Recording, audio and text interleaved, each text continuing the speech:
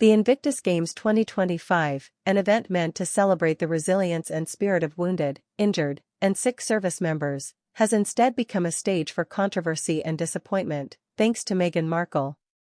Her speech, which was supposed to be a heartfelt tribute to the athletes, turned into an embarrassing debacle as she was met with a stark silence followed by boos and heckles from the crowd.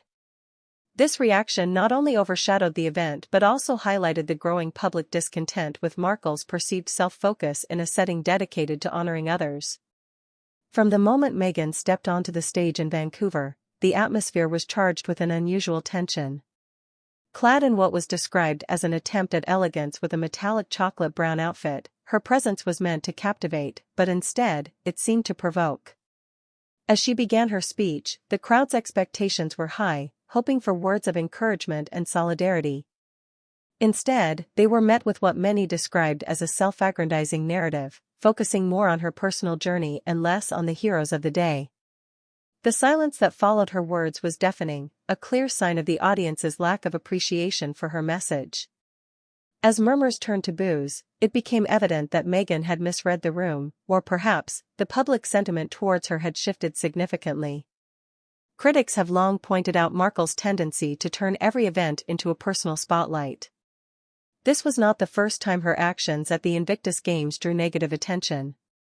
In previous years, there were whispers of her overshadowing Prince Harry, the founder of the Games, with her own media engagements and fashion statements. This year's incident, however, was particularly stark.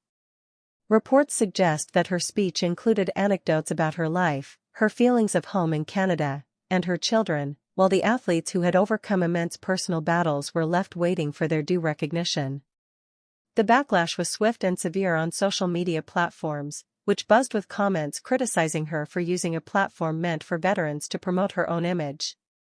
Posts on X highlighted the moment she was booed, with sentiments like "Meghan Markle ruins the Invictus Games in less than 24 hours, echoing the public's frustration. The narrative painted by these comments was of a woman out of touch with the event's true purpose, more interested in her own PR than in celebrating those who had sacrificed so much. Moreover, her interaction, or lack thereof, during the event was scrutinized. Unlike previous appearances where Meghan was seen mingling with competitors and their families, this time she appeared distant, almost as if she was there merely to fulfill an obligation rather than to engage with the community that the Games are built to support. This perceived aloofness was not lost on the attendees who expected warmth and genuine interest from someone who had once been heralded as a champion of veterans' causes. The criticism extended beyond her speech and demeanor. Her choice of attire, while usually a point of praise, was this time seen as an attempt to steal the limelight from the Games themselves. With the Games introducing winter sports for the first time, the focus should have been on the athletes' performance and spirit, not on what a duchess wore. The fashion choice, meant to be a nod to elegance, came off as tone-deaf, considering the context and the audience's expectations. Royal commentators and former supporters of the Sussexes have begun to voice their disappointment. Angela Levin, a royal expert, noted the irony in Meghan speaking about courage and resilience when her actions suggest otherwise. She has neither, Levin stated on a recent GB News segment, reflecting a sentiment that seems to be growing among once loyal followers.